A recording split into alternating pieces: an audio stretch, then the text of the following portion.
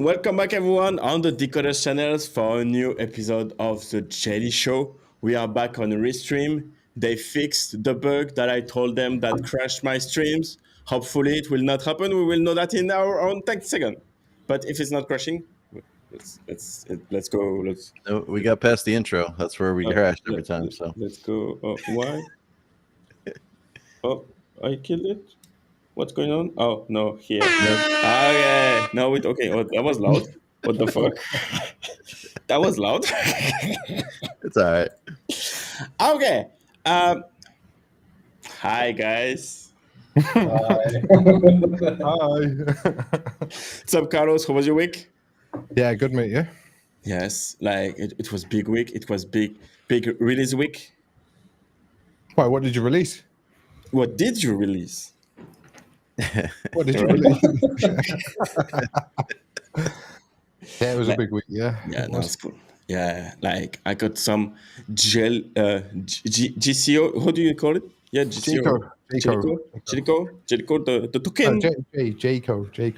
Oh yeah, okay. Jellico, that's cool. Okay, so yeah, staking, vesting, scam rune staking, jelly like. Not the jelly drop balances. Yeah. Yeah. You can put your Jellico inside jelly drops, and then you spin the wheel, and then you win stuff, and then Jack starts sweating because we're gonna bankrupt the jelly drops wheel stuff with the Decod3rs. Bro, I almost won like some good prices on the jelly drops wheels. That was amazing. Almost.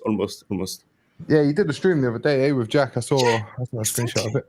Was it good? You enjoy it? Bro, it was so fun spinning wheels. It's good, man. Yeah, that platform's just getting started, really. If you think about it, all it's got is the wheel spins, and it's going to have a lot of cool stuff on there soon enough. Jack was saying like 1 million a month. That's what competitors make, yeah. So yeah. Okay, we're printing. Let's go. Well, we're not making that now. Just. No, I don't think that's it. 1 million rupiah, like. Anybody in the chat with a burned game room just like perked up when they heard that. Like, what? Game room just got swept, yeah. And yeah. Oh, by the way, like in the chat, is hooked down. Yes, that was. Oh, yeah, but I'm also sick. Am I echoey? Like Jazz said. I don't know if I'm echoey or not, but yeah, if it's not echoey. And sorry for they're still building Malta, so there is that issue. Anyway, Jazz, what's up? How you doing, man? Chilling, man, chilling. It's daylight savings in America, so it's a little later in the day for me. It's 10 a.m. now instead of 9 a.m. Stupid shit. I have to wake up. It's dark outside. Can't stand it. But we're living. Buy like the bed stuff. No, so my dogs are programmed to get up. They get up the same time. They don't care if it's later than dark. They get up when it's time to get up. Buy them also for the dogs. Carl, how you doing? Yeah, I'm good, mate. Yeah, had a dream week. Good week. Always. Yeah. That's the life. Yeah. Don't be too joyful, bro. Like, like too much excitement. That's it. Always the same level, mate. Exactly. That's what we want. And Jack, how you doing? How was your week? Yeah, man, I've had the best week of my life. What an amazing time. So. What's up? Yeah. Did you sleep well once you had like everything live and stuff? Yeah. We slept pretty well. Any sleep is good sleep, so. Exactly. I sleep with like close to Carlos. Okay, I don't want to know, but yeah. Okay, so what happened in the timeline? Do you have any topic that you want to highlight that you wanted to talk about? You have anything? Well, Magic Eden come back and memecoins featuring CarlosOMFG Jelly Show. Yeah, so Magic Eden. He's reading the title. He's like, true. Like, okay. So Magic Eden. Are they coming back? left. I don't think they ever. Yeah. I think they, from when they had the Solana pump, obviously, and they were the main market, and then all the competitors came on Solana, and then they pivoted to primarily Bitcoin, made shit ton of money on Bitcoin. But because ordinals is relatively niche, it's a small market, but they're a fast growing market. Not many people spoke about it, so they just assumed, and all the marketplaces are tweeting about Solana volume, not really taking into consideration Bitcoin volume as well. But I think Magic Eden have been making a shit ton of money since for a very long time. And now with the Ethereum stuff as well, they're #1 marketplace in the world. Yeah. I saw the tweet, right? Like when they had like the biggest volume, like all crush and stuff. Like maybe it's like I basically said like what that Tensor strategy for me was better, like to focus on Solana, but like basically prove wrong. So yeah, like everyone on the channel, never fucking listen to me. I say a lot of shit. Don't basically anti-trade me. Like that's how you make money in Web3. But like for me, it makes more sense to focus on one chain and then take 80% of the market. But like Magic Eden didn't, like not that. They lost market share and then they diversify and then they win. Fuck that. Yeah. The thing is, if they was competing with a Tensor and all these other marketplaces that come out, it's just a race to zero, right? If they just try and, all right, we're doing 0% market fees, all right, we're doing it, we're doing no royalties, we're doing, and then you just literally just pounding your profits down to the ground, and again, just a race to zero. But moving away and pivoting and doing what they did, it was obviously a smart move, in my opinion. Plus that, like the exclusivity contract for UGlab and stuff, that's massive. Yeah, that's the biggest. Yeah, it's huge. It is.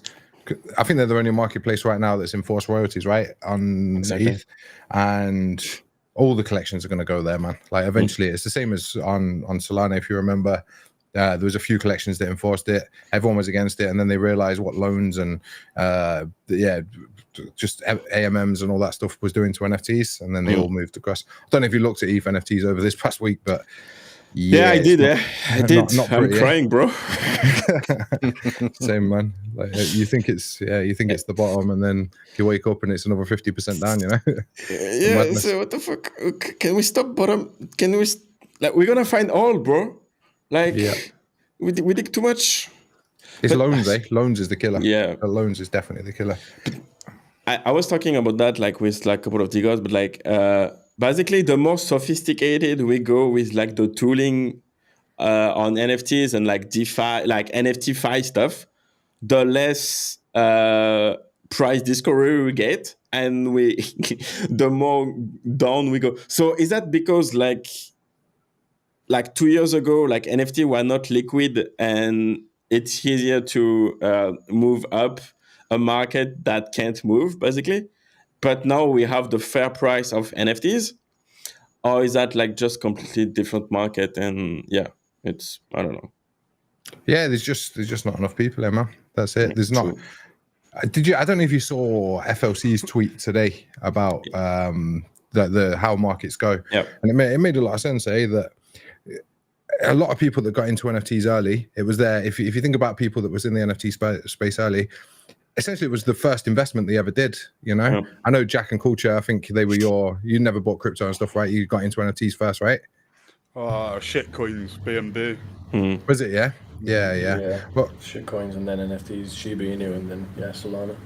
Yeah, like a lot of people did, and then they start to learn more about DeFi and all that stuff while they're here, and then they move across. But the way the cycle's going now, if you think about it, all these people that like when you first get into crypto, naturally, if your friends are telling you, is you buy crypto, right? People are holding loads of Bitcoin now. I know if I told my friends to go buy Bitcoin, and that's what they're all doing. But when that Bitcoin goes up so much, they've got all this money that they didn't have before, and now they want to play with it, you know. And they're not going to go and play in DeFi because they don't know anything about crypto. They don't know like what are they going to do. But the easiest thing for them to do is like buy NFTs, you know. It's a picture to look at, and there's a business behind it in some cases. So I think once crypto relaxes a bit, we'll see a lot more fresh blood in the market, and it'll be there for the NFTs, I believe. I hope. Yeah.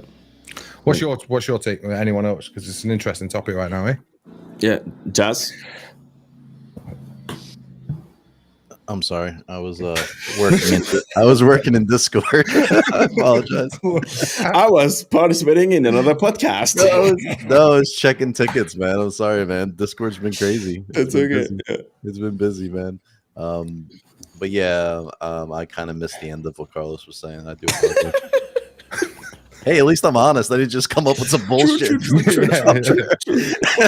Yeah, my topics are like he just starts like answering a completely different thing. Like, no, I zoned out because I was reading. A couple that's okay. of tickets, so I apologize That's okay. about that. Of course, you went to me. There's 2 other people. Just let us know when, like, you know, the last sentence of what people say, and then we come back to you. Carl, did you listen to Carlos? Yeah. Yes. So what do you think? He said, "Yeah." Yeah, I think obviously that's the main way people got onboarded, right? Just through their friends making some money and going buy this, so you can see it. And then I think there's probably an extra step in there for me where people buy the mainstream ones, i.e. like Bitcoin, and then they find alts. And if they've timed it right, they pump, and now they've got a fuckload of money that they just flex about, and that's where the pictures come from. And then, I think like the people that were in this cycle of NFTs, the previous one, sort of bull cycle, have all got off because they've understood the system now, and they've been airdropped all this shit from DeFi protocols, and now they've got guides telling them how to go and farm like as much as possible with X amount of money, and they've realized they can make money in various different ways, and now their sort of initial opening into the communities are like they're just not interested anymore. Like the money's cycled out, everyone's catch the next fucking 10k airdrop, 20k airdrop, meme coins running up, however many we've had. Like, I mean, if you look at how many on DexScanner go through every day, it's fucking wild. I know 99% of them are rugs, but you've obviously got some of these callers now that are specifically just going meme. So no one's interested in NFTs because they're not going up, because it's a longer process. You're not going to buy an NFT and then overnight make 1000x. Like, it's not going to happen. It's long-term sustainable businesses for a small portion or whatever you're interested in community-wise. I don't like this meme coin meta stuff. Like it. You'd like it if he was involved in it, eh? If he was making like 1,000x a day and all that stuff, like these small like groups are doing, because it's PvP. People don't understand it's just PvP. It's the coin's not giving you the money in meme coins. It's other people you're extracting from them. You're shilling it, and then you're taking from the people you shill into eventually, right? So that's the horrible side of it. Sorry, Vince. I cut you off. No. That time, no. But you're right. But also like the narrative of like buying a coin. I understand like it's internet like culture to have the meme, and then like you make like shit ton of money. But like the risk, it's like even like the rug risk is like 10x than any NFT collection that have like 2 weeks of like life span. But it's a gamble, isn't it? Yeah, and also like this, like, like 2 weeks or 1 month ago, 2 months ago, when like you can see on Twitter, like, did you join the cabal, blah blah blah. All of those group chat exist, and they're basically launching and pumping like meme coins and stuff, which has also happened with NFT, but a bit less, I think. And you are like basically the sheep of those wolves. I think it's tricky as fuck, bro. To navigate that stuff, it's tricky. You're seeing people make hundreds of thousands. Yeah, I don't know if you'd like on Twitter. You've seen people that are turned like 10-soul challenge, and then a week later, 300 grand in their account. Like, it's, and they've usually got a decent PFP from a decent collection, and they're pretty well known and the part of these small groups, I had a gamble on a few. Obviously, one of them did pretty well with whatever, but most of them like. There's not in NFTs. It's difficult to put $5,000 into something and then wake up and it's at $37, right? That's what happened on meme coins for me. I bought one for $5,000, went bed and woke up and it was at $37. And that's what can happen with shit coins. Yeah. How do you play the game? And it's really just a gamble. Yeah. It really, and it's about getting in early. You have to be in early. If you're reading about it on Twitter, you're too late. You're too Yeah, late. basically, yeah. You're already the exit liquidity if you're reading about it on Yeah. Twitter. Yeah. So I mean, you That's have the to be trouble. in. Yeah, these guys are in Telegraph groups. They're pumping coins. They're watching the tickers. They're seeing them get created. They're getting their money in, and then they're going out and they're shilling it, and then they're exiting on all that liquidity. So, I mean, the guys that are playing the game are just, they're doing it in such a way. They're doing it like a team, and they're all making money together. And a lot of these coins, I wouldn't be surprised if the same people are behind a lot of them. Oh yeah, You know, 100%. Million percent, yeah. just rinse 100%. and repeat, rinse and repeat. Bro, or even like the NFT project that Rug just after mint, it's probably like 2-3 guys in the same fucking bedrooms, like 100%. It's the same team, but like meme coins are like 10x that. Like I don't know. It's Like easier to get someone to buy your meme coin, Yeah. Jay, than it is an NFT. Like, it's easier to get someone to spend a shit ton of people to spend $100 each on a meme coin than like a few people to buy something for thousands of dollars. The game's a game, though, isn't it? Like, look at Twitter. Like, Mad Lads just broke all-time high, 30K technically in USD, right? But like, it's not instant. It's taken them a while to get there. Whereas a meme coin, like, you post on there, like, how many bonkbot fucking screenshots I see on the timeline every day? 1 soul withdrew 100 soul. And people, like, money flows to where the river run fastest. Like, people see that and they're like, why the fuck am I here? Like, why am I in these NFTs? I can liquidate this for a loss and just fucking floor it. And then I'm going to go and make 10x that quickly now, and then I'll just buy back. That's why there's so many loans on the water, because people are just gambling on the fact of what they see on Twitter, which is the same influencers and the same group of people pumping out screenshot after screenshot. And they're just taking a gamble. It's purely a gamble. But like, I prefer to wait 6 months and make 30,000 with one Mad Labs than betting on like 10 meme coins and make like 100K. I don't know, like. But you're an investor. Like, would you say that right now, like, if you come out of Web3 completely tomorrow, like, would you say that you have like you're comfortable? You've got Web2 stuff, you've got your own stuff going on. Like, half of these people are looking to get rich overnight. Like, they're looking to just make bank, and that's why they gamble. They're just like, nah, just get out. Like, what's the point of me holding this? It's only going down. I'm just going to gamble this $300 I can get for it now. That's 3 meme coins. If one of them 1000Xs, I got 10 bags, like, or 100 grand. Like, that's their mentality. And then when it rugs, they start all over again, and they lost What's the percentage of coins that go to zero that are launched every single day? Like 97%, I would imagine. 200%, bro. Yeah, which means you only have one bonk. Yeah, I mean, you've got dupe, whiff, you've got a few, but they're different, right? They're not meme coins, I guess. It's not a meme coin, like. Yeah, well, on those numbers, right? So 98% of coins go to zero, right? That means that the majority of people that are buying these, because when someone buys the top, it's somebody buying the top. You know what I mean? It's somebody buying the top, and then that goes all the way down to zero. It means the majority of people that are buying shit coins lose. It does, based on those numbers. It's just that the ones that are controlling the sentiment on Twitter and controlling the narrative is like, we're making thousands and thousands all the time, but they're not.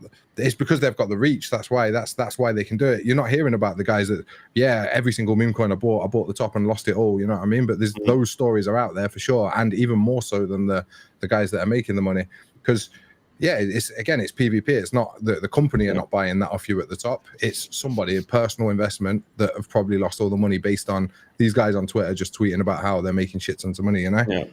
Yeah. Like, look at like Logan Paul, with a CoffeeZilla video, right? Like Crypto Zoo, like when they have like Crypto King, Logan Paul, and a bunch of guys all together, and they fucking rug each other.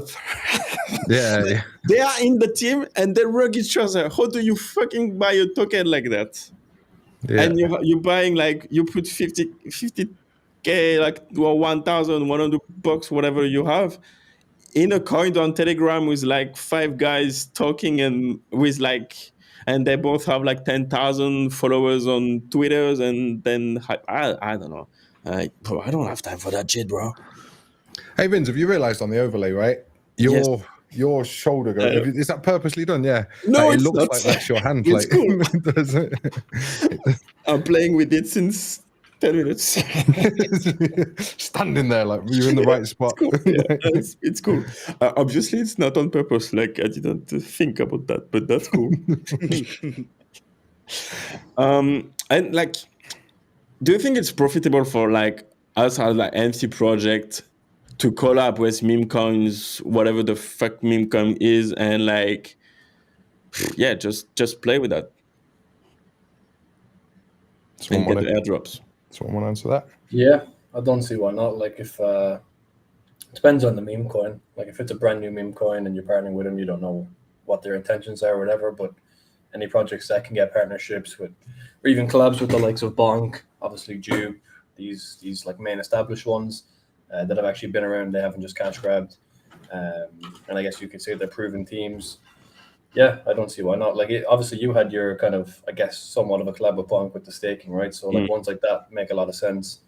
But yeah, definitely is a bit risky launching with these like new meme coins. It's different, I guess. Like way like with Wormhole and they're partnering with Mad Lads and D-Gods. Like obviously that's going to be their first time launching, but they seem like relatively established, and it's obviously not going to be some sort of like dodgy shit going on. But yeah, if there's this random unknown token that comes out of nowhere, then yeah, it's probably a better option to stay away from a project point of view.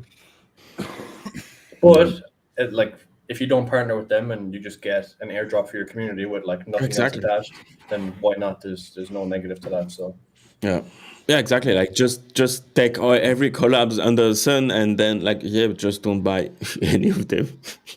Yeah, take all the airdrops you can get. Yeah, it's tricky.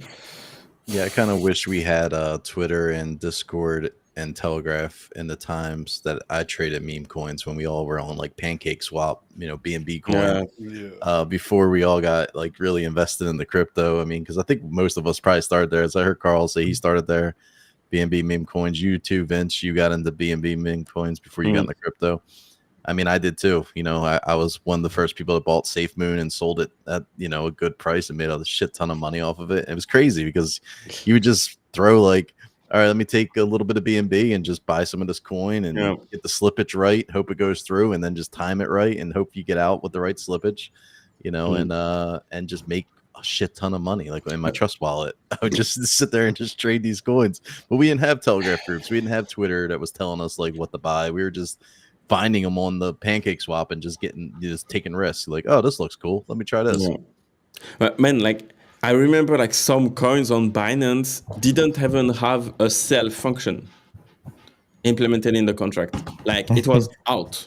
Like so you have a gigantic pump, but no one can sell, and no one fucking tests to sell or swap on Pancake Swap to test if the token was legit. It was insane.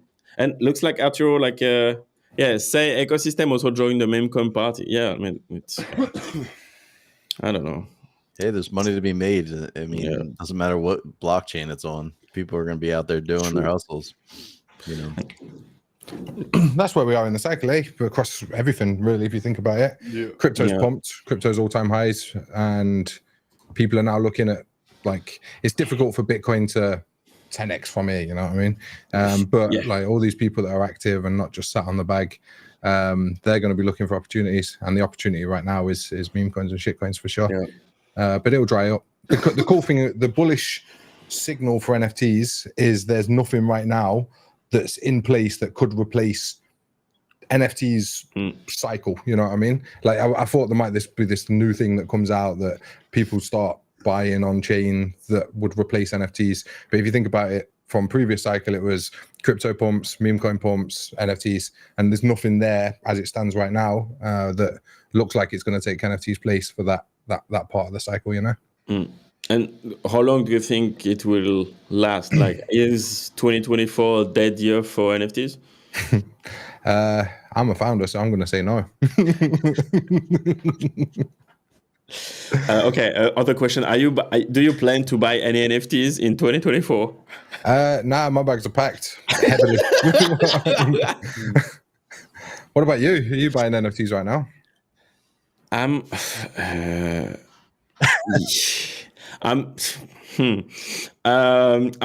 probably gonna move some. I'm probably gonna move some liquidity for good, because like, bro, if I can stand if, bro. Like, okay, so I have liquid on like Flow protocol right now. I'm trying to take that out. I can't sign the transaction because Phantom doesn't calculate the gas fee correctly, so the transaction failed. But I can't export the private key because it's on my ledger, so I can do that in the wallet. And the derivative path is different from Phantom to MetaMask. So right now I'm fucked. I was able to move liquidity.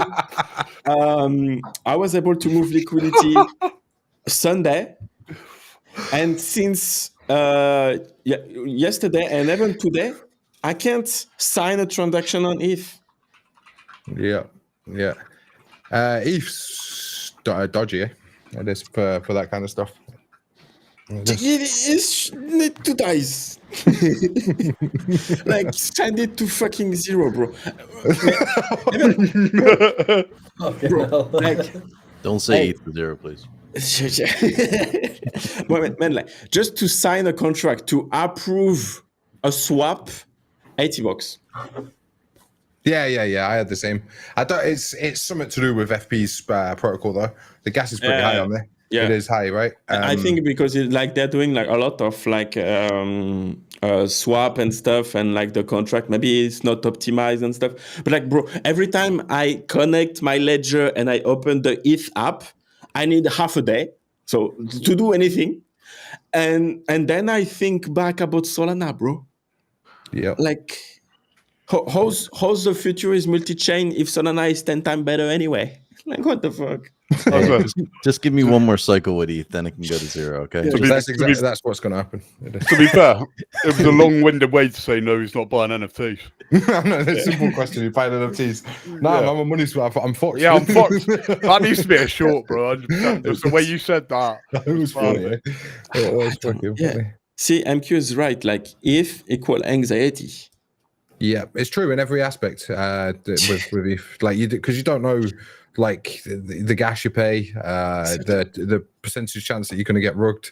Like there's loads of shit on ETH that's it gives you anxiety for sure. But as Jazz said there, I think one more cycle of ETH being the top dog in terms of altcoins, and then once the tech advances and more people start using it in real world stuff, Solana's pipped to take that spot, I think. Bro, I mean, ETH will still be a top 10 coin. It will always be here. The dApps will always be king for now, but I could see Solana eventually taking that spot as well.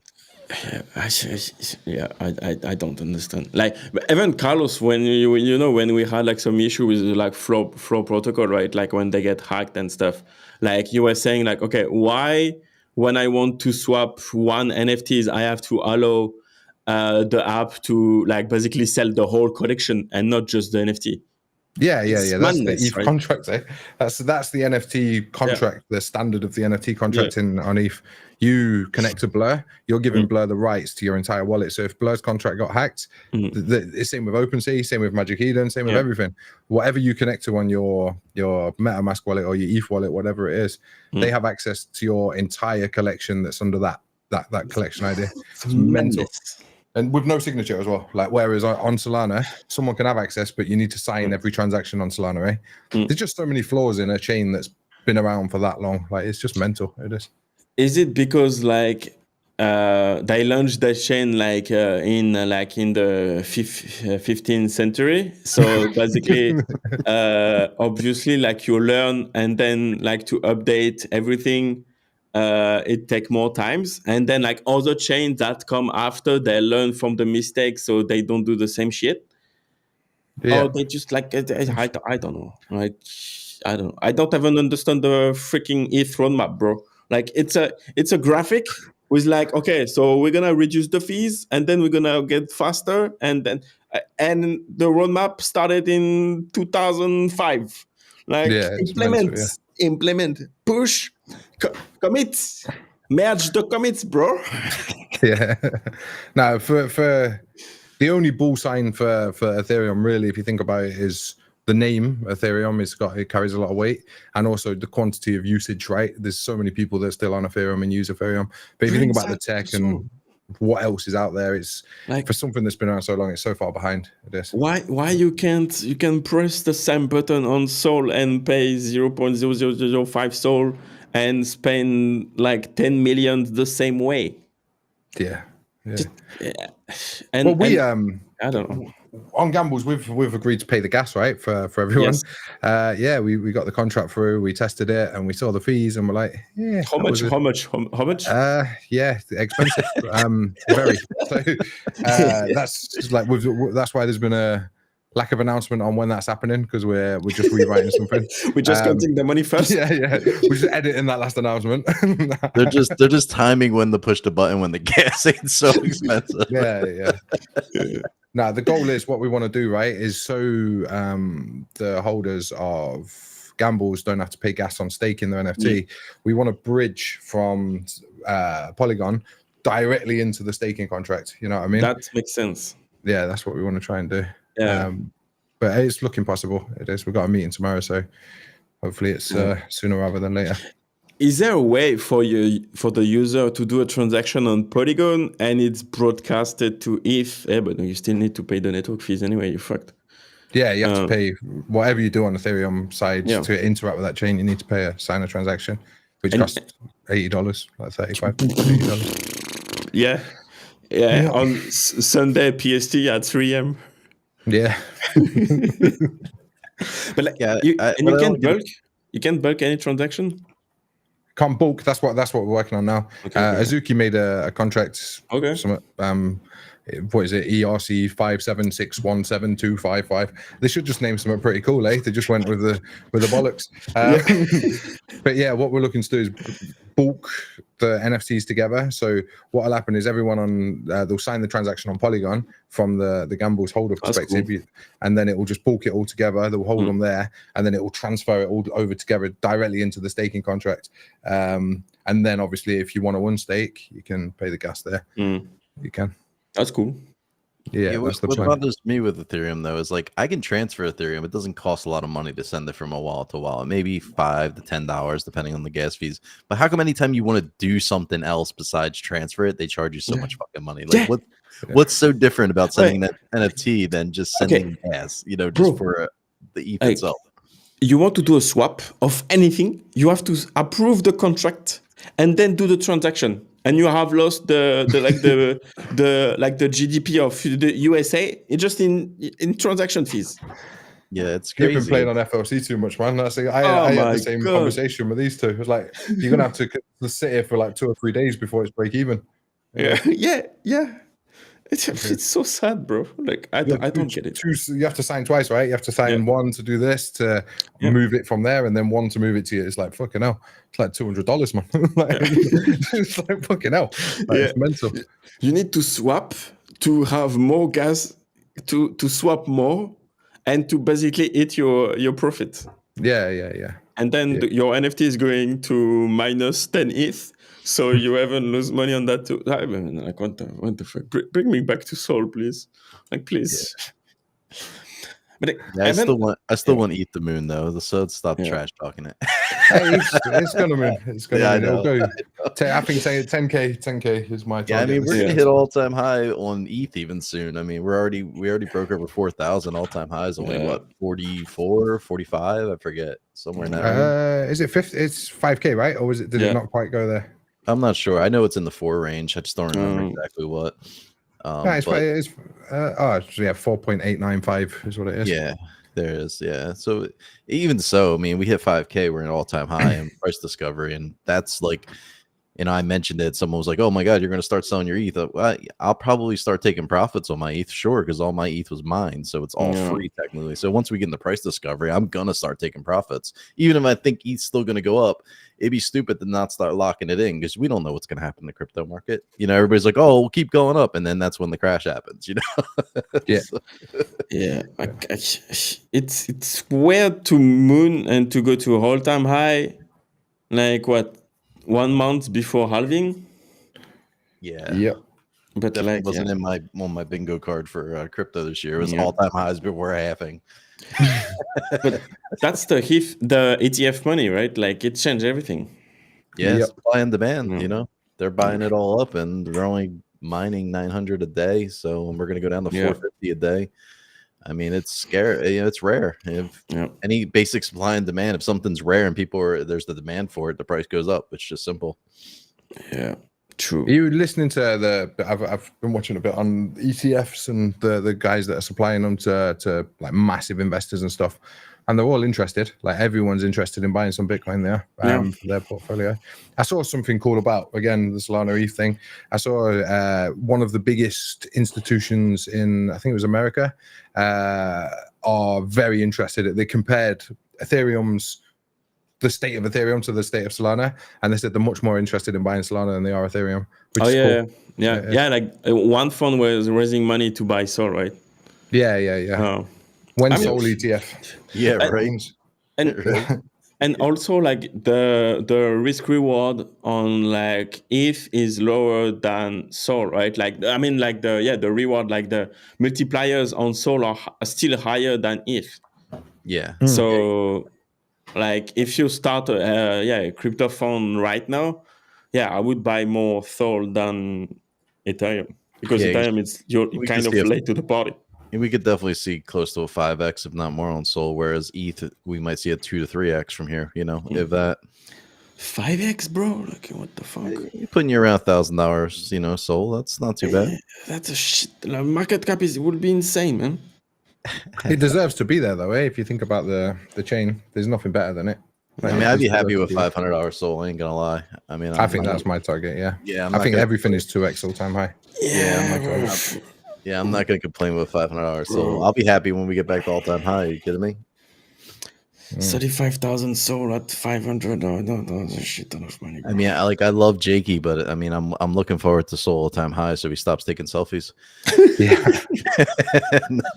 But love you, Jakey, if you're listening.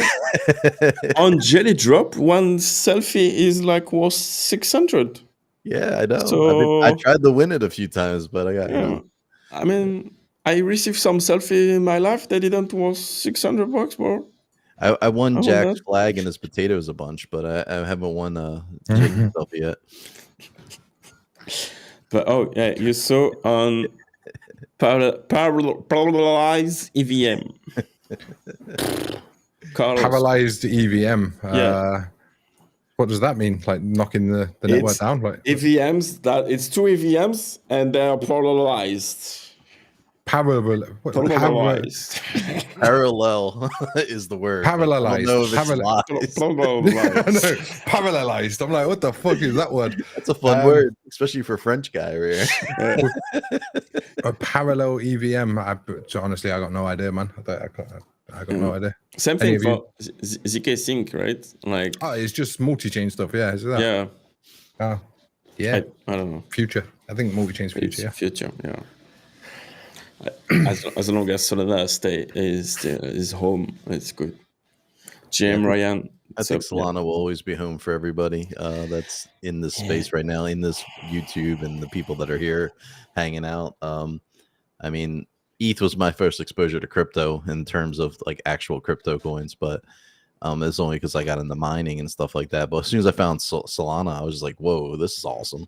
But Solana wasn't around until, mid 2019, I think Solana was formed, right before the bull run is when it started getting some traction. I would have loved to buy Solana for like under $1. Could you imagine? Imagine. Yeah. It's just crazy, man, when you think about it. Sol Big Brain bought it for 20 cents, bro. Yeah, 20 cents. And he bought it for $17 as well, just before it went to 100 and then 150. Yeah, he did. His name does suit him well. Yeah. Could have bought it for 8 though. I bet he did, I bet he fucking did. He did. But 1 or 2 at 13, but not enough. And we're gonna start to calculate like when it will be at 500, and I lost like 70 Sol on this rug, and then I lost 100 Sol on like what was like the Sol beers. So did you meet the Sol beers, Carlos? I don't think so. I don't think so. I think it's going to be funny going back to people's tweets where when Solana was at $8 and they just bought a dinner or something, like they bought a sandwich, just minted this for 2 Sol. Yeah. Cost you $300 now, mate. Like, you didn't do very well on that, did you? 100% sats, But $500, Solana $500, let's go. I gotta stop all my lucky buys because I've been degenerating on Magic Eden diamonds and doing like lucky buys for like 0.05, thinking it's nothing. But think about that when it adds up. You 20 in a day, you know what I mean? Like you're it's like I'm just gambling. I might as well just go and gambles with $150 and just, you know, have some fun instead of over here spinning for diamonds. Man, I was doing like a lucky buy on like the one of the booster pack on the collection. I lost 3 times in a row at 60%. You could have just bought. And I bought it after, so I lost 3 times, and I ended up buying it at 0.2. So yeah, but basically I paid 1 soul. Okay, no, 0.5, 0.6 for a booster pack. That I dropped it for free. So yeah, that's sad. But yeah, whatever. I unlucky buy, and I got like what 3 diamonds magically, worth 10 cents or something. Or anyway. Yeah, sometimes it gives you more. Like when I spin lucky buys on Mavrix, for example, you know, sometimes I'll get like 8 diamonds for a miss, which is not too bad. That's if diamonds become something. I was trying to extract some info. Wing was in the our holders chat the other day, and I was trying to extract some info, but he didn't give me anything. Carl, are you farming diamonds right now? I've got a little bit. Oh, you was asking culture, eh? Not me. Yeah. Yeah, or both. I'm spinning a Fragana right now on 30%. Had a bit of soul in water. I don't know what to do with it. Let's go for it. He's like, fuck it. Lucky buy, sure. That's the thing when we're like gamblers at heart and degens. Lucky buy. Oh, he fucking hits it, doesn't he? See, that's what we're looking at. Now he's got another NFT. Yeah. Mavrix. It's like, hey, I got to put some stuff up on Monet this week anyway. Here we go. Yeah, there's a Fragana going in something on Monet, Jack. Oh yeah, well, I got it. Cool. Yeah. Nice. Yeah, that's nice. Love that. Yeah, hopefully something happens with the diamonds. We were talking about Magic E and with them being the biggest marketplace now. And if you just look at them in terms of Sol, they lost a lot of market share in Sol, but overall market share, they kind of took the lead. And I think a lot of people miss out on that. They don't realize it because they're only looking at them in terms of Sol. And they're like, oh, they're only down to 20% market share in Sol. Yeah. But in terms of overall market share of all of NFTs, you know, they're killing it. So just imagine if they continue to do that, and then now these diamonds become something because you're you know, they're part of the largest marketplace. And that's kind of the angle I'm taking with like degening on diamonds and stuff. Like, you know, I've done some I bought a lot of NFTs and then sold them and then bought them back and took a minor loss just to like really farm some diamonds. And I'm fine with doing some risk reward, you know, see what happens. And I've been able to earn, you know, I'm up over 120,000 diamonds, so you know, working it. So you are the Machi of like Solana. Thank you, bro. Don't kill the Carlos. NFT market Carlos by yourself, bro. I think Carlos has like what 800,000 diamonds, probably. What the fuck?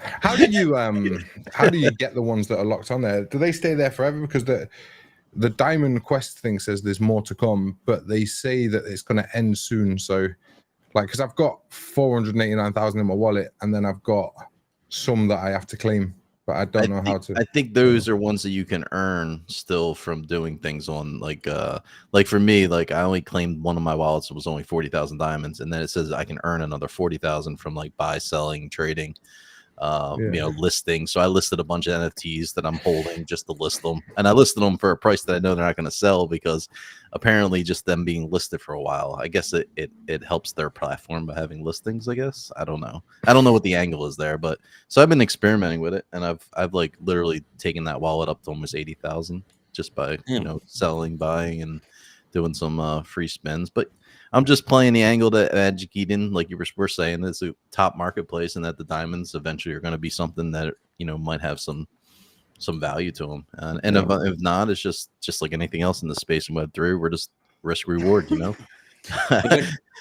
There is some OTC market for the diamonds, right? People are selling the wallets with diamonds. Yeah, you have to put up like equal USDC value. So like if I wanted to sell and say it was like a $5,000 contract, I'd have to put up 2,500 USDC until the contract closed, and I would get back my money. That's how the whale market works. You got to put up half the amount of the transaction in USDC, so that way you're locking in the contract, so you can't just run off with the money, kind of, you know, Or like, Makes sense. oh well, the price went up, I'm not going to sell at this price anymore.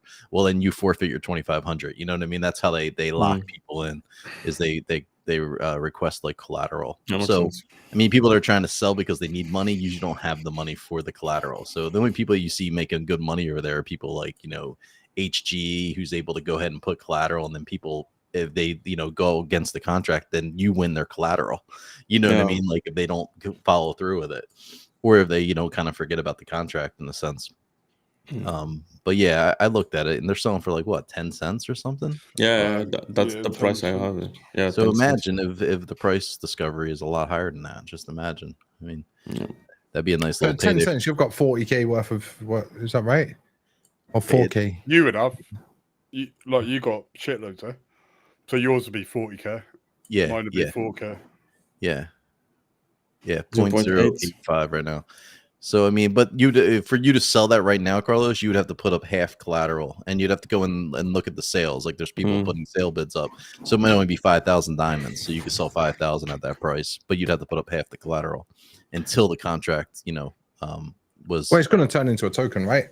And the volume on Magic Eden right now, it's because the diamonds, it's not like they've got different rewards for different chains. It's the diamonds. The diamonds are the diamonds. And the Bitcoin volume is crazy on Magic Eden right now. The ETH volume is. If they have a token and it's some sort of utility behind that token, or LP provided by them as a reward, it's going to be worth a bit of money, I believe. And I think they're going to do the ETH when they put it on. It's going to be retro to your wallet. So if you traded like ETH on like OpenSea or something, I think you might still get kind of rewards for it. I'm not sure, positive, but I did see some stuff talking about it being retro on the ETH. It's not just going to be stuff that's traded on their platform. So that would be kind of cool because, you know, I've traded some ETH NFTs before, you know, Magic Eden was even around. So I'm curious to see if like that is something that comes about. And then, you know, they haven't put out those rewards yet. So you guys have traded ETH, like you, Carlos, and Vince, who have traded a lot of ETH NFTs recently, might get a nice little fat diamonds. Oh, that's right. You don't sell anything, Vince. I'm sorry. But like basically Magic Eden will give back money for people who spend gas fees when they can sign transaction. That's all. That's it. It'd be cool though, like if it does turn out to something, because us that have been on Magic Eden since its start, you know, Magic Eden started what, late 2021, I want to say. They came around. They kill it. I remember I used to use like Solana art and Alpha art were like the two main digital eyes, bro. Like digital eyes, that's right. I remember when like Soul Slugs first came out, they were on there, and like, you know, the guys that started Soul Incinerator. I remember when I actually minted them. It was a free mint. It was like one of my first mints on Solana. And we had it like what? It was not OpenSea. It was C something. Like the copy paste OpenSea, right? Yeah, I know what you're talking about. Sourcey. Yes, we had Sourcey, yeah. So fuck, man. Like, and it was like 2 years ago. It feel like fucking 20 years ago, man. I didn't like Magic Eden back then. I used to avoid it when I would like go look at listings and be like, it's listed on ME. I'm like, fuck that. I'll buy it over here. I won't buy that one, because you could like look up by rarity on NFTs, and it was such a different game back then. It was crazy. The rest of them was like small protocol, small teams, and then Magic Eden came out and went, you know what, we're going to make this proper. We're going to turn this into a business. And at the time, it seemed a bit like they was hostile, you know what I mean? Because they were doing it in a manner where they were trying to gain market share massively. But overall, it's been, I'd say, it was a massive benefit for the ecosystem when Magic Eden came out, because all the other ones were shit as fuck. Like they were. No offense. It was definitely a use case, and like moving around on the site eventually became something I was like, whoa, Magic Eden really is nicer, you know, once I got into it. And I think it was like early 2022 when I first started using Magic Eden full time. I was like, all right, they definitely got the shit together, you know. This is cool. I mean, Shardfu explained in a couple of spaces that like his goal was to onboard every project that's going to mint on Magic Eden first. So the guy was everywhere. Crazy. Like he was like jumping and basically accepting everything because they wanted the volume, and which is like, that's why they could like, they become like the place to go, right? Like, it was interesting. Carlos, have you followed like the like the recent updates from Frank about your Decod bags and stuff? Yeah, I saw that he's put out a similar tweet or message that we've put out. In the end, like it's not exactly the same. It's a little bit more in depth, but sort of listen. If you're a twat, we're going to time you out, which means that we don't want you here. Yeah. You know what I mean? I like it. I do. Obviously, the market don't too much because the thing is, right? People are complaining. Decod holders are complaining about the bags going down. But if you look across the entire market, especially on the ETH side, I don't know, is Blend doing some sort of reward or something like that? Is there a Blend token coming? Is there a season of airdrop or whatever? Because the amount of loans that are going through and just being dumped is crazy. It is. Yeah. It is mental. It is. Because even the good ones, even the ones that have got like such a positive message, like Pudgy, they went to, what was that, 22 ETH? They're at 13 ETH now. They've gone down like almost 10 ETH in 2 weeks. And it's not like they're failing. It's not like they're doing anything bad. If anything, they're the number one project in the world in terms of like, yeah, what they've managed to achieve so far. But I don't know what it is. I don't know what's fucking ETH massively, because something's fucking ETH massively, and I've got heavy bags over there, and yeah, I'm kind of a little bit nervous. They need to get the shit together. It's not just an individual collection. That's what Decod holders are acting like. Frank's doing some like, oh, what's he doing? Yeah, fuck it, we're crashing massively. But the whole market is, man, read the room. It's not just Decod. It's read the room. It's everything, you know. There's an issue, an underlying issue with the entire ETH NFT marketplace, not just Decod. You know what I mean? So don't focus on what Frank's doing. Focus on what the contract's doing and what the ecosystem's doing in terms of DeFi and protocols, because there is something on ETH right now that is causing a massive issue. It is. And who's going to buy an NFT on ETH when Pudgy are doing all this amazing shit and they're down by almost 50% in a week, 2 weeks? You know what I mean? It's mental. Yeah, and like Bored Ape going from 250 to less than 20 ETH. That hurts. What's up, Dam? How was the space? Hey, how's it going? Yeah, it went pretty well. Carlos, did you just sigh? Yeah, I think he saw the glove on your hand. He was probably, what the hell is he doing? No, I'm looking. I'm like, why you got your hood on? Wait, he took it off. He took off the glove. He took off the glove before he put his hand up. I saw the glove. Michael Jackson over here. It's cold, all right? It's cold. Anyways, yeah. One hand's cold. It actually is true. My one hand is for some reason cold, but we're going to get into that. No, it's all good. I'll just bust your balls. Yeah, I thought to join in here because I love this so much, so might as well join for like the last couple of minutes. How's it going, guys? What are you guys talking about? Good. We were talking about Magic Eden a bit, and then talking about ETH crashing a little bit, and NFTs going down. Yeah, typical. Frank's tweet. Yeah. That's the thing too. Like, I think that, you know, I'll touch on like what you were saying, like what Frank even saying about people being timed out. You know, people don't realize that everybody behind these JPEGs are human. We're all humans, regardless if you're a project founder, you're a holder. And there's just a level of respect that gets lost in the space where people just feel like they can just talk shit to anybody and just fucking say whatever they want and just be totally disrespectful. And I think that has to change. And people think that they're entitled because I hold your NFT, I can do whatever the fuck I want. And that behavior needs to change too. You know, and I think that's why we see a lot of this stuff happen. And it gets missed. And it's sad to see because there's a lot of disrespect in this space and there's a lot of entitlement. And I think that's just one thing that's really still bad with Web3. And I hope it does get fixed and changed.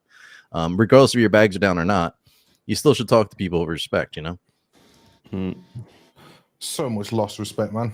And it's entitlement. It's also old money that's here, right? It's people that are seeing everyone else make money and they're probably just feeling disheartened because they are across every collection, primarily as a majority, they're down pretty bad, eh?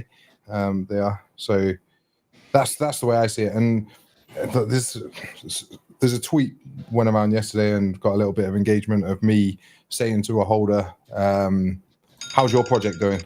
Because they took a shot and I took a shot back. Like, he's a team member of another project, and it was banter at the end of the day. It weren't serious. It was a guy that I've met IRL. He's from the UK. I thought he had that UK banter about him, but someone comes in and goes, well, that weren't very incentivizing, with a laughing face. And I says, well, you weren't forced to do it. How's your project going? Like, is that bad? Is that worthy of a thread on Twitter that I shouldn't speak to holders like that? If someone comes in and takes a shot at me, regardless of where I am, regardless of what type of business it is, if I owned a car dealership and someone came in and talked shit about the cars continuously, I'd say, you'd have a shot back, right? That's just what it is. We're humans. It's not, I'm not some like guy on the internet that's just a JPEG. Do you know what I mean? Just an AI system that is built to handle people basically calling me a twat all the time. If someone criticizes what we're doing or anything like that in a non-constructive way, we're allowed to take shots back. It's just normal, man. It's just we're humans, you know.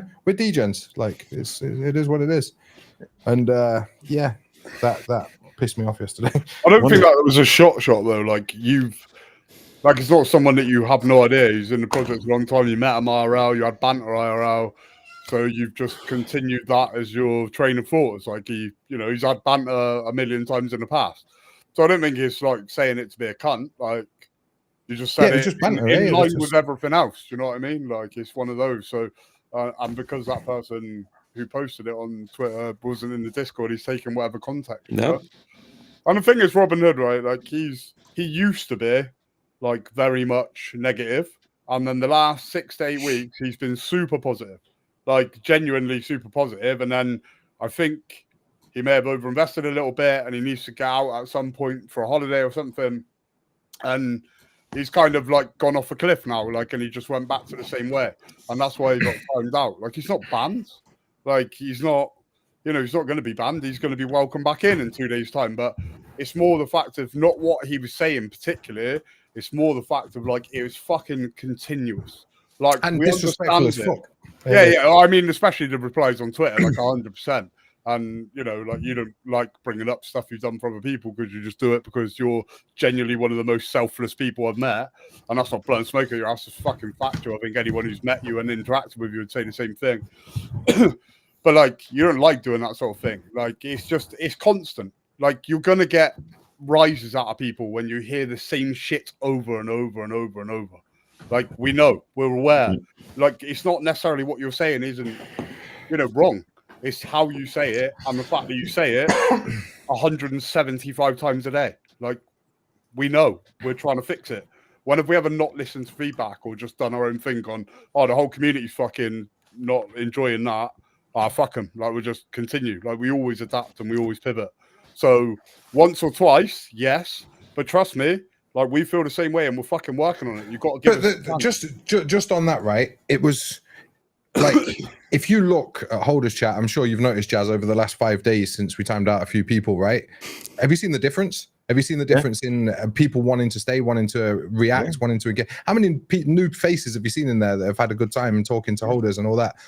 It's because there's not 2 or 3 people in there that are there all day, every day, controlling a negative narrative. Whenever something comes up, people will be talking, having a good time, and you just get the message coming in, oh, we're down bad.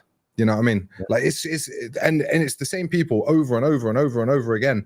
Like, piss off. You know what I mean? No, we don't want you here. Like, literally, like that's what it is. I think the timeouts work. No, I was just agreeing, man. I mean, I timed out a few people a couple of weeks ago, and it was Monday for you. They totally changed their behavior. They're so you're right. I mean, it works. The Discord is actually positive, and that's what we need. And I think people miss that. If you're a holder, the community aspect is a big part of your bags. If it is not a positive environment, your bags will suffer. People will not want to be there and they will fucking sell. It's just that simple. So when we time people out in the Discord, it's not so much that we don't want to hear their voice. It's just that the way they're going about and kicking off is just affecting the whole community and the project and your bags. Essentially, your money that you invested gets affected by that kind of behavior in the Discord. And Discord has rules. It's not just the project. You come in Discord and you're disrespectful to other human beings, there are rules to Discord that can get you banned from Discord. It's an app itself, just like Facebook, just like Twitter. There's rules. It's not just the project. Me as a mod in a server, I have to respect Discord rules and follow those rules when I mod a server. And people need to realize that too. You can't come in and just, curse somebody out in a disrespectful manner. Yeah, if it's banner, and there's a lot of it in Jelly, people call each other, whatever. You could tell the difference. You know what I mean? And me as a mod, I got to make that discrimination. Like, okay, this is over the line. That I can tell they're joking around.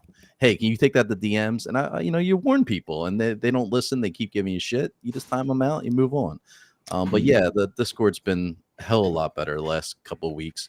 Last 5 days. Let's talk about the recent one. The last 5 days, Discord has been so much better, and with the way Discord, with all the announcements and all that, and obviously there's a lot going on. There's a lot of moving parts, so people have got questions. People are like, "Oh, why is this locked here? Why is that?" And I feel like if there were certain people in there at that moment, the environment would be way worse. Well, what this is bad, this should be, you know what I mean? It would be way worse than it is. And right now, with what's going on, it's all positive, man. Like, people are in there having a good time. They're all helping each other out. I love the way Discord is right now. I do. And hopefully it stays that way. And people act like you write a message in Discord that goes against what we say and we just ban you straight away. It takes a lot to get a timeout, let alone a ban, you know? It takes a lot for someone to get timed out. It takes repeat warnings. Listen, mate, it takes us answering that same question a billion times. But if it's just continuous, you're going to get timed out. And then after that, if it's continuous, you're going to get banned. That's the way we've written it out. And I feel like that's the way any social club, which what a Discord is, it's a community. You'd get kicked out if you came in and you was a twat day in, day out, right? That you wouldn't be welcome back. And that's what it is. We're a business, but the Discord side of it is our social club. It's our community, you know? And yeah, like, imagine going to a social club and there's a guy there every single day going, everyone's I'm fucking down you. bad. like, you know what I mean? Carlos is a cunt. Like, I hate him. Yeah. Fuck the team, the shit. Fucking. One of the holders said it wisely the other day when we were talking about this in there, and he said you can't go into a real life business. It might have been Pengasu that said it, and like, you can't go in a real life business and just fucking tell the people that work there they can go fuck themselves. Fuck you, you're doing this wrong, and then not expect to get banned or trespassed from the building. They're not going to put up your shit. You know what I mean? They're going to be like, they're going to call the cops. They're going to have you removed for being disrespectful and to talking to them like that, and you're not going to be allowed back in that building. Period. That's just how it works in real life. So what makes you think Discord, which is a business of NFT projects, is any different? That you can come in and just mouth off to the fucking owners of the project and the people that work there and just expect to have this entitlement because you invested. You go into an AT&T store and you curse off to their guy. They don't care if you have a contract with them for 20 years. They're going to kick you the fuck out and trespass you. It's just the way it is. 100%. Like, they'll come in and they'll go, you're a cunt, your mum's a cunt, you're a dickhead, I hate everything about you. And then you go, listen, mate, will you leave? And then they're like, you can't talk to me like that. It's like, well, you fuck off. Like, you know what I mean? Like, I think it's counterproductive though, isn't it? Like, they just go, like, they're in where a lot of people hold the same asset, and then they're shit talking it, which is probably going to go, all right, well, yeah, you might be right. I'm going to sell that as well and drive the price down. Yeah, the reason they're kicking off is because price is down. So, like, if you're genuinely concerned and you feel like you're overinvested and you want to know what's going on or whatever, why would you not just open a ticket and have a constructive conversation and just say, oh, boys, I'm a little bit stressed here. Like, got a fair bit of money in this. You know, I didn't want to do it in general, like, chat. Can you just explain X, Y, and Z to me? Like, I know you're not going to magically make the floor price go up, but, like, you know, is there anything you can tell me just to reassure me a little bit? Like, not in holders, we just have a conversation. And, like, any one of us would quite happily go in that ticket and engage, like, in a positive way, in a constructive way. Person. Like, do you know what I mean? When you hear it in holders chat over and over again, it drives more people to do the same thing. If I was a new holder and I came in, let's take Heist. You ate Heist, yeah? See? And then you went in the Discord and it was one of the most toxic fucking environments you've ever done, and you just floored everything. Yeah. I was getting tanked. What the fuck you doing here? I was like, see you later, mate. All right. It's that environment. Like, you want to go in and then feel a part of something. When we get new people come in, one of the positive things we have is that it's a welcoming place. Like, people are like, oh my God, the reception's amazing. Thanks, everyone. Blah, blah, blah, blah. If you go in and you just go, oh, when's this happening? I'm fucking down bad. Yeah, imagine buying at 150. Yeah, this, whatever. It's just fucking wild. Like, it's not constructive. You're not helping yourself more than anything. We're not selling, so we didn't go fuck what the floor price is. We also know, as well as you do, what the end goal is. So we know where we're going and we believe fully. So the only person you're hurting is yourself by acting like a dickhead. Like, it's okay to voice your shit. It's all right to have a bit of banter and give us some shit for it. Like, we can take that. When it is continuous day in, day out, like, it becomes fucking wearing. And I've got the patience of a saint, which is why I can respond like I do in Discord, because I just let it fucking wash over me. That's got the not mouth of a prostitute as well. You might have stuck fucking dick in there. Yeah, I know. Your mum's in there, so it's all right. Oh, you can't talk to me like that. Ban him from the Discord. Ban him from YouTube. Yeah, what I'm we saying also is, see this Fred because like, I respond in a different, like, a certain way. Not everyone should be held to that thing. Like, it's not a thing. Like, that is not a president. Like, that's just how I respond. I did 20 fucking plus years of customer service, and that's burnt into my brain. So I will be nice, but don't get me wrong. Don't think I'm not coming out of there and taking my frustrations out elsewhere and telling these boys fucking hell, they're wankers today. Just because I don't dare say it to your face doesn't mean I don't think it. I hope you watch your blue face because that's you. Let it be known. Carl will be in chat talking nice to you. He's like, fuck this motherfucker. Yeah. That's just how I'm done, though. Not everyone. It shouldn't be fucking expected, and it comes down to entitlement. Like, yes, be constructive. Tell us where you think we're going wrong and engage with us, whatever. But don't just do it every fucking day, man. It's wearing. Oh, so basically you're asking your elders to be decent human beings and nothing. That's it. It don't even have to be decent. Just be who it is. Yeah, just be. Well, that's the thing. Like I said earlier in the show, man, there's a level of respect that's just not in Web3, and it sucks. And I hope it comes one day. It's just everybody's humans here, guys. Treat everybody with respect. That you'd be surprised how far it gets you. Just be respectful and just be decent to other human beings. Just in life in general, not even Web3. You know, I can't see that all these people are this miserable in real life that are like just they go everywhere they go and they just talk shit. Like they go into McDonald's, are like, oh, your fries are always cold, your fucking wrappers are always messed up, the ketchup's always on the side of the burger. Like, you know what I mean? Like being a Karen, machine always broken. Yeah, but I mean, it's like you point out all the things that are just like the small things, where like the bigger picture is, you know, you're going to be fed, you're not going to be hungry anymore. You know what I mean? But it might have been a messy burger, but you still ate, you're still good. You know, there's no need to point it out, you know. It's called being a North American Karen. Karen. Like 13, that's what's up, bro. I respect every one of you all up there except them done. That's what we like. Now, what he said. GG's 13. That's what you said. That is what you said. Man, 13, I bring you on the spaces, bro, every time, bro. Like, you literally come up and full of blows. You call him a proper legend in the spaces and everything. Okay, Yeah. Comes on YouTube. Different person. Yeah. That's funny. But with that said, I just think that our community is in a transformation, and I look forward to where we're going. I think Jelly's community has grown so much. All the OGs that are still there, they're in there helping everybody all day. Much love to you guys, because literally, like us as mods and the team, it's so hard to keep up with all the questions and the chat and all the tickets. And, you know, we have lives too, so we're not always living in Discord. So when I come into Discord and I see like people just constantly helping people, and it's always the same people too. There are some OGs that just nonstop help people. Much love to you guys if you're here listening. Yeah, man. Yeah, likewise. It's been awesome to see the community sort of like galvanize together and help each other out, and like they've opened a ticket themselves, they've got the information they need, and they're just sharing it in when they see the questions in there. So yeah, it's great to see. And that's why the announcement yesterday about like all the OGs are kicking off and all that, not the announcement, the thread about us or whatever, it's like, speak for yourself. Like, coming on Discord right now, everyone's buzzing, everyone's having a good time. It was it was just a really out of place sort of thread against us, but it is what it is. We had a meeting before this. We were just in a meeting, me, Jack, and Culture there, and the stuff that we're talking about now is exactly where we need to be. We've delivered the holder rewards. It's all there. There's a few like straggling things that are just going to be released in the next couple of days, but we're talking about marketing campaigns, how to improve the platforms that are already here.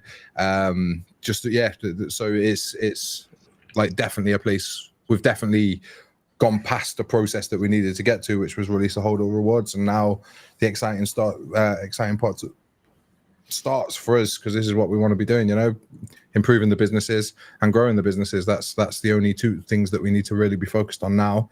And as a byproduct of both, holder rewards get bigger, platforms are already there to give holder rewards, the foundations are there, and as a byproduct of that, the NFTs will do well. So that we're exactly where we want to be. We are. It's just just wanted to put that out there for anyone listening. Yeah. None of you can cheer, so you have to pretend. Like you have to fucking put on some AI shit. Yeah. Hey, I personally, it's just a button. Personally, as a holder, I'm excited for Jelly's future and everything you guys are building. So keep up the good work, guys, because yes, I just keep adding. I'm just adding to my bag. So Well, don't blame us when they go to zero, mate. I don't. Your I own only decision. blame myself. No, not you, Listen, not you too, please. Not you. I only blame myself for my own investments and any losses I accrue from selling them because I'm emotionally attached to them. I will put that disclaimer out. I only blame myself. I don't blame teams. I don't blame other people. It was my choice to buy, and it's my choice when to sell. You should make that a tweet and like pin it and like send that tweet to everyone who's crying on Twitter, bro. They ain't gonna hear it. They'll call me dumb. I get called dumb all the time when I Yeah, fucking positive point shit tweets out. don't get engagement, man. Are you mad? Yeah. Don't stay there on 0 I'm likes. Yeah, it's all right. I'm too positive to have impressions on Twitter. Yeah. Oh, well said. Well said. Hey, one big thing we discussed just for the end there. We discussed like getting involved in metas a bit more to assist with the NFT growth and the NFT expansion and community expansion, so to speak. I feel like metas create engagement. I don't mean we're going to launch shitcoins. That's not what we're talking about. But when new metas come out, being a part of that, we've always been against it. We've always looked at it and gone like, that's just a meta. That's just a meta. But if we see situations where we can utilize it for community engagement and growth of like expansion of the community, it's something that we spoke about before, and we've got a few ideas there on current metas that we might be bringing to the table. But again, anything that we do in the future, you're not going to know. You're not going to know anything until a week before it's announced, to maybe 2 weeks before it's announced. We're going to get everything ready first, make sure it's ready to go. 2-week marketing plan, structured, and then release. Instead of going, we're going to build this, and then 2 months later, we're still building this, like I put out in that tweet before, because it kind of loses all hype. If you know something's coming for 3-4 months, you don't care when it arrives, you know what I mean? But if there's a clear two-week marketing plan, and after that 2 weeks, you announce a product that was already ready 2 weeks ago, it puts us in a much better position going forward when marketing stuff. But yeah, a bit of alpha. We are looking at like metas, and we will be not pivoting away from what we're doing. That's always the North Star, is to grow these businesses and make sure everyone eats on that. But get more engagement and expand the community past the people that hold him right now. We feel like metas is a good place to look at for, that's what gets engagement, right? That's why it's a meta, because people are talking about it. So being part of that is something we're looking at. Is doing like more content part of that way of growing communities? And yeah, that was number 4 on the list of our meeting earlier, is content creators. And definitely is a massive part of expansion as well. Because we've got content creators now, we got Jake and all that, but up until a few days ago, there was not really that much for them to create content about. You know what I mean? There's not that much for them to do. Could have played on gambles, I guess. They could have done certain stuff. But the next time we speak, there's going to be a clear structure of requirements, what we expect from them as creators. And there's a lot of content coming out. Nice. And we appreciate the content you do, Vince, man. You fucking Thanks, you don't get paid for it, eh? Like, we're not paying you to do it. You're just a supporter of what we're doing, man. So yeah, truly appreciate that for sure. Appreciate. Just wait for me to slide into your DM. Yeah, what's up? What's the paycheck, bro? Oh yeah, I send you a selfie. It's not going to be $800. Though. It'll just be me. No, Go sell it for $600. Honestly, bro, like we made some good views with Jake on like the jelly drop when we did the stream. I think it's because of the Twitter stuff, and because now I paid for the golden badge. But there is probably that. But there was good content, so it's valuable. And but basically, like for me, it will be like a stream is now like a new release. Like it will be always releasing new stuff. So it's gonna be nice. I'm excited about that.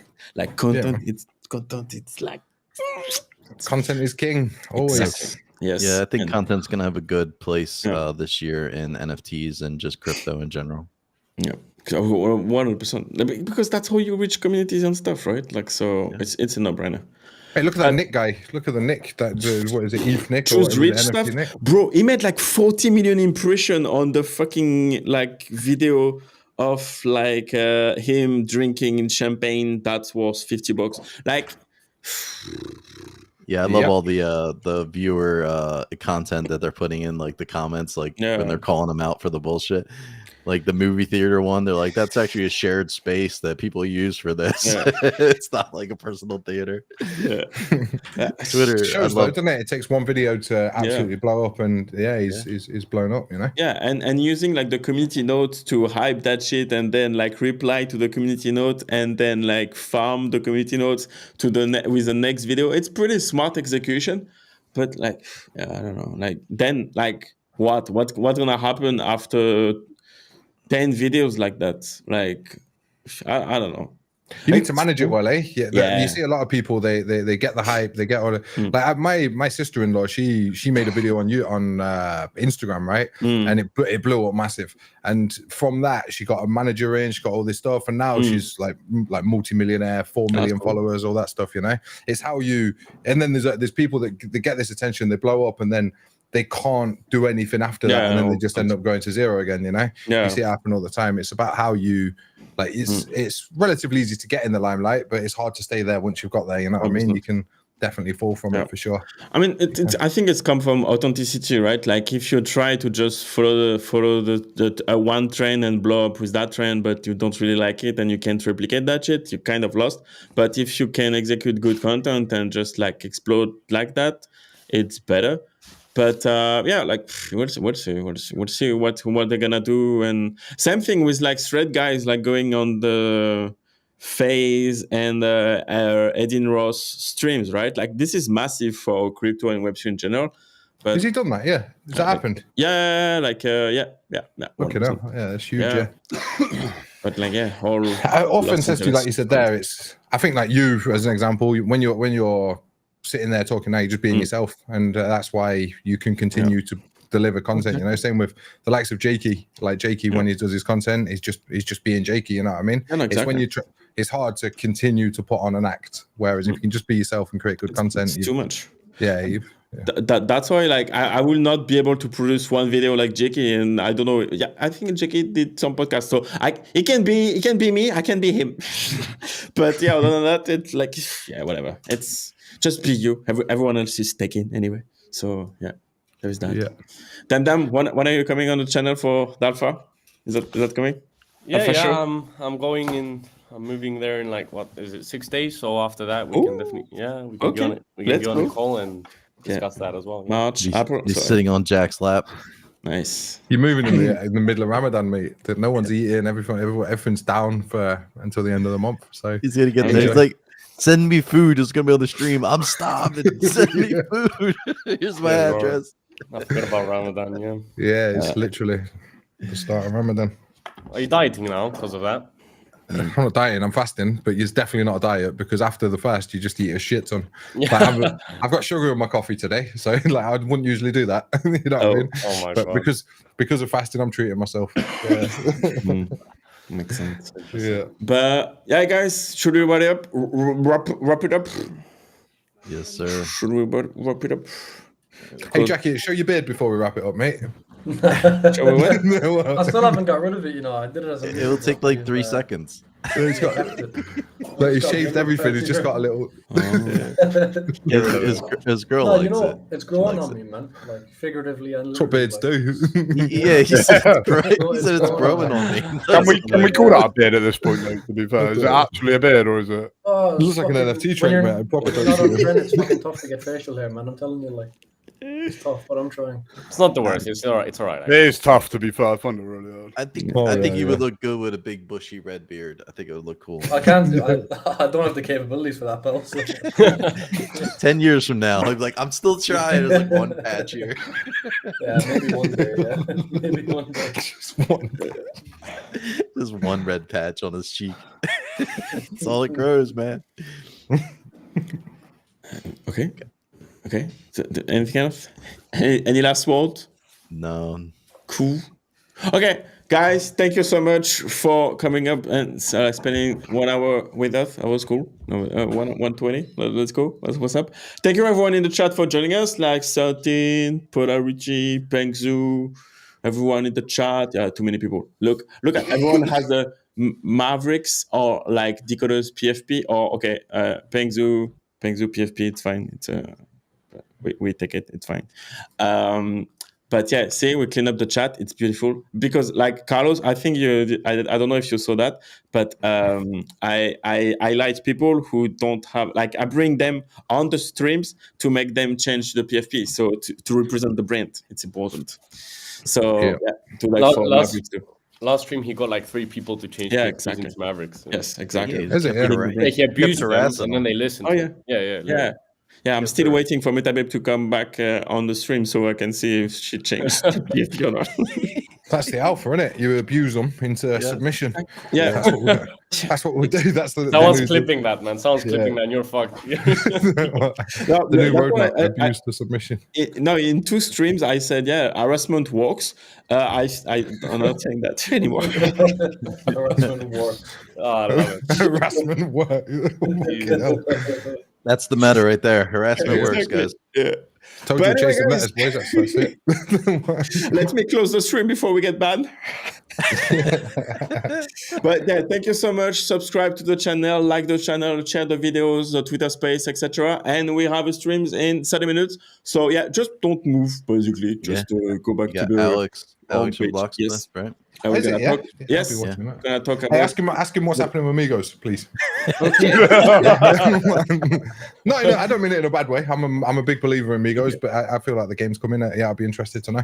Me too. And yeah, 100%. Because I also sweep the Migos floor, and I can't wait for that to see what's coming too. So yeah, Carlos, I will see you in the chat, and everyone, I will see you in the DMs or like send me no, not dick pics, fit pics. Everyone send me dick pics. Yeah. And yeah, bye bye. Thank you so much. Bye-bye. Bye.